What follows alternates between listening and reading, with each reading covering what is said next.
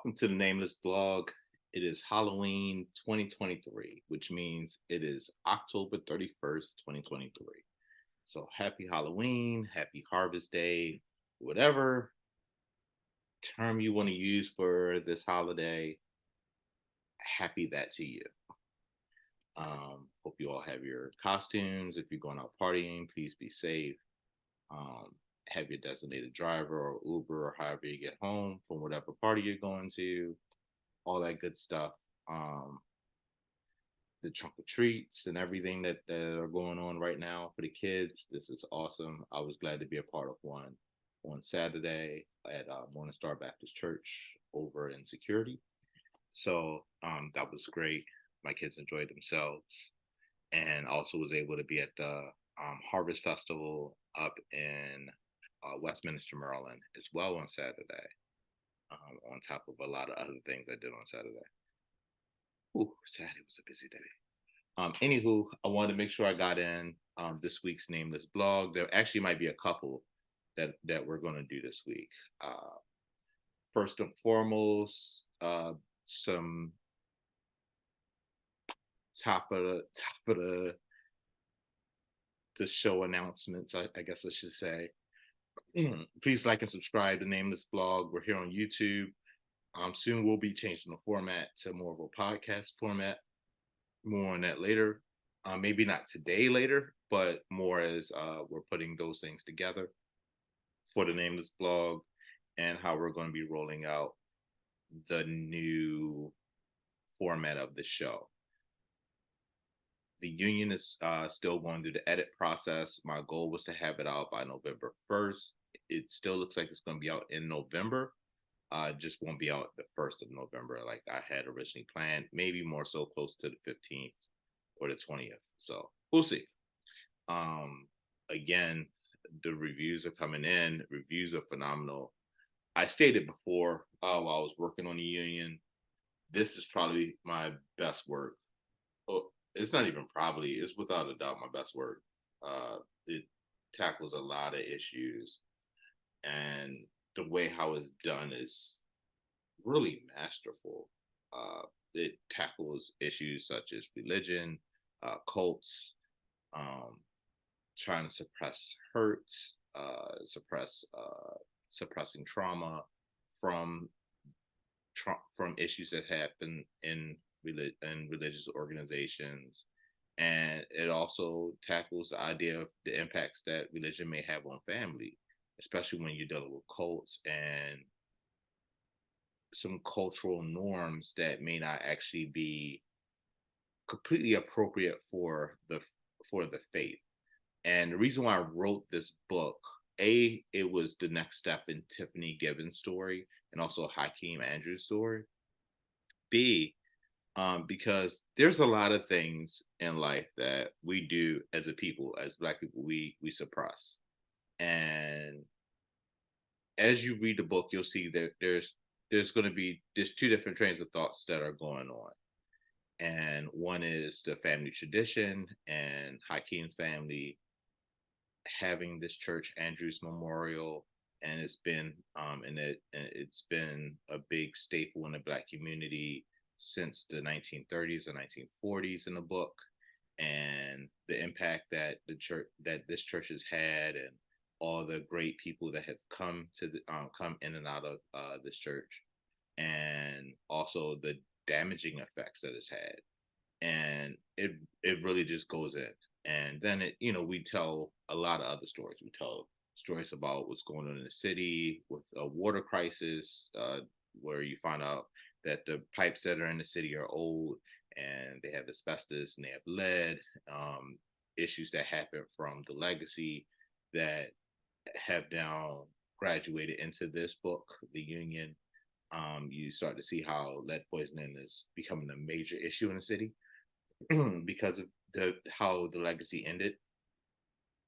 And I'm not going to spoil it for those that are still reading the legacy. Um, by the way, please pick up The Void, The Legacy, and The Wake right now. It's on Barnes and Nobles, Amazon. You can also order them from my website, kylesberkeley.com. Or if you really feel frisky, you can hit me up on all forms of social media. I'm on Threads, Instagram, Facebook. I do have a Twitter. At Berkeley for Us on almost all forms of social media except for Facebook. I'm Kyle Berkeley 83 on Facebook. So hit me up, and if you're in the Baltimore, DC, Virginia area, like if you're local and that's how you want to order it, honestly, I could do some shipping, personally sign it, hit me up online. We could figure things out. Or if you're watching on this channel, hit me up in the comments. We'll figure some things out. Cool? Cool. That being said, the leg so with I wanted to show a real good graduation and transition and development with Tiffany, Hakeem, and Darren's characters in this book, and also Gina. So Gina is returning. For those who read The Void and the Legacy, well, actually, The Wait, The Void, The Legacy, you'll know that Gina was a major character. She was a very minor character in The Wake. She became a major character in The Void, and by the time The Legacy comes out, she is in witness protection. Um, so for various reasons, she's out of witness protection come the Union. I'm not going to spoil why, but she has a major part in this book, and you get to see a lot of their character development, and it's really cool to watch and write the character development, especially with Tiffany, where you see where she comes from, starting all the way out in the wake, where she has experienced a lot of trauma from her father, and how she's dealt with that. To the void, you get to really dive in and see the world in Tiffany's eyes, and you really get to understand the effects and impacts that her father has caused her, on top of the death of her youngest daughter, and how that has impacted her mental health wise, on top of everything with Marshawn Bell and the gangs in the community, and how all those things have impacted her psyche. And then you get to the end of the void, and then you start to see where Tiffany is now starting to become stronger, more confident, more independent, and she becomes a savior of herself. She doesn't need a savior, which is pretty interesting because this came up at a discussion once while on tour, and a person that read the book, the Void, and came to pick up the Legacy, asked me directly about that, because of something that happened with another character, uh, in Tiffany and Marshawn Bell. I'm tiptoeing around this on purpose. And the person, when they asked this question, and it was like, well, Mark, didn't this character save Tiffany? Like, no, Tiffany wasn't in danger in that part, and Tiffany realized she wasn't in danger. Actually, Tiffany had to. Tiffany saved herself, or perceived saved herself, in her own way, shape or form, at the very end of the book. And there's the stark contrast between the two scenarios, between the two situations. And then you see that graduate more in the Legacy, where now Tiffany's really confident, standing on her own 2 feet, defending herself, defending her family. She doesn't need Hakeem or Jamar to defend her. She's not helpless. She has trauma, she has mental health issues, and she has things that continue to follow her throughout her life, but by no means, no shape or form is she a victim or weak. And it's constantly shown throughout the Legacy, that growth. And now, by the time you get to the Union, you see not only has Tiffany become strong and a person who has become her own savior, she has now become a voice and a person that is a protector and a savior of people, other people, not just in Ridgely Square, but in Baltimore City altogether. And a lot of that is accredited to Tiffany's intelligence and Tiffany's ability to network and work with her now husband, Hakeem, and his family.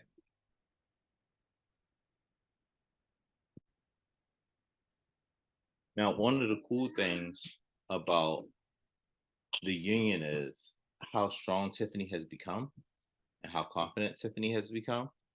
And as a result of Tiffany's strength and confidence and her ability to not only take care of each other, it becomes more of a cerebral game in this book. It's not as physical, like characters like Paul Douglas, who is extremely, uh, who is more of a physical force to Tiffany. Um, Marshawn wasn't a physical force. He was more of Marshawn. So Marshawn Bell was an interesting antagonist because he's an antagonist, yes, but his threat to Tiffany was weird because his threat to Tiffany was, "I'm handling my business, and your aunt technically Gina is in the way of my business, and by default, you're in the way of my business, and this gang I'm partnering with is stashing drugs at your house in your yard, and you're saying that you don't like that, and that's not how this goes." So even though Marshawn Bell was a villain to the T, he was a different kind of villain, as opposed to what you're going to come across in the Union with Andrew, the people at Andrew's Memorial. You're going to meet people by the name of Raymond Nesmith and Monica Nesmith, who are Hakeem's family. So Hakeem's aunt is Monica Nesmith, and Hakeem's cousin is Raymond Nesmith. And you're going to learn a lot about how that church works and what goes on there and the antagonist there. And then you're going to learn about the Charm City Strangler. And also, you're going to get a lot more insight into who the Flamingo Club is, because the Flamingo Club is definitely the big bad of the whole series. And there's no secret about that. And by the time we get to the transition, which will be out next year, I'm not rushing the book though. I'm slow walking this because it's going to be a massive book, that's going to tell a very, very major story, that pays off a lot. And not only will it pay off a lot, but it's just an amazing story. Um, as far as how it's being drafted up right now, it's really good. But that's next year. Let's focus right now on the Union and when it's coming out. Also, I will say there's a writers' room meeting coming up soon. I don't want to go into too much detail until next week's Nameless Blog. And the reason why is just because there's some things happening behind the scenes that we're moving a lot of wheels as far as the series, the Wake, the Void, the Legacy. Once the Union's released, the Union, we're moving some things behind the scenes as far as not just having it pin page, but having it on screen. And that's as far as I'm able to share right now, legally. But that being said, still watching Loki. Love this show. What a great ending to the last episode. Not gonna spoil it for those that haven't seen it, but the show just keeps getting better. Honestly, I think it's one of the best Marvel properties that they've had out since, I don't know, maybe the Avengers. Like, of course, Avengers 1, 2, 3, and 4 were good, and I love the Captain America franchise that they've done what they've done with him, and even with how they turned Sam Wilson into Captain America with Falcon and the Winter Soldier. That series was, I didn't think that series was good. I thought what they were trying to do was interesting and pretty fun. Uh, I'll just leave it at that. The whole thing with Scarlet Witch officially being confirmed dead now, by the MCU. Okay, I can live with that. Mind you, actors get tired of playing roles, and mind you, Elizabeth Olsen just did a phenomenal job, in that one reenactment of the lady who killed the wife in Texas by using the axe. if anybody says Lizzie Barton, I'm going to be so angry because yes, Lizzie Barton did kill a family with an axe, and there's a funny song about that. But no, not talk about Lizzie Barton. But anyway, if it's on Max right now, check it out. Elizabeth Olsen just puts on a phenomenal acting show. Um, in that series, just look it up. I'm blanking on the name of it, but I get it. Actors want to act, like that's what that's their craft, just like how I write and how I used to produce and all that kind of stuff. That's what I did, and this is what I do. Even as a social worker, this is what I do. So you don't want to just be pigeonholed in one area, especially when there's so many other deeper layers to you. So I get it. So her moving on and being able to further establish herself as a mainstream main name actor, completely get it, and hats off. And also hats off to Marvel because yeah, you killed the character and that character is dead, and unless you play with multiverse stuff and bring in another version or variant, I should say, of that character. Okay. But it's pretty cool. And if you hear my youngest daughter in the background, that's all gravy. She's in here having fun. So I think I hit everything so far for this week. For the Nameless Blog, Union is going through right now with the edits. What? There are versions out there right now where they're getting critiqued, and the critiques are coming in. Like I said, this is definitely my best work right now, and the story is really great. I think anybody who doesn't have a faith will appreciate the story a lot. People who do have faith will appreciate the story a lot because there's a lot that you can identify with all across board in this book. And then there's other aspects to it. There's the political part to it. You get to meet the mayor in this book, the mayor of Baltimore City, um, in this universe, this Regie Square universe that I have created, um, this Tiffany Gordon saga. So you get to meet the mayor and his vision and insight on things, and you get to you start to really unravel who is the Flamingo Club and how powerful they really are.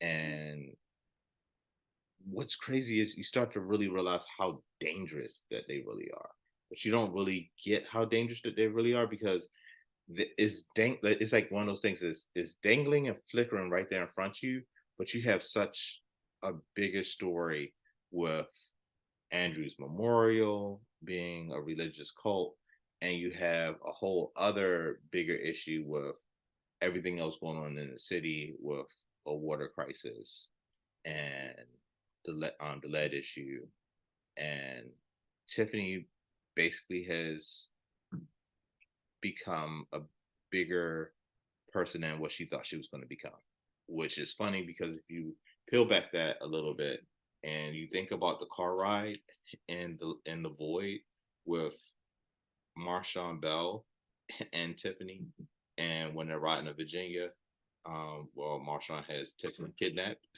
and held hostage. Marshawn Bell basically calls it. He sees it in Tiffany, and Tiffany doesn't see it in herself yet. And like she's like, what are you talking about? But like it's funny because Marshawn already knew. Like he saw the potential in Tiffany well beforehand. I